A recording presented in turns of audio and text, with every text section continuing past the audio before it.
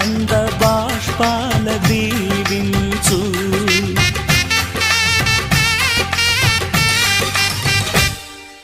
తాజాగా మా ఇంట్లో పెళ్లి బాజాలే మోగేను, కొత్త యువరాణి రానుంది ఈ అంతఃపురం ఏలగా.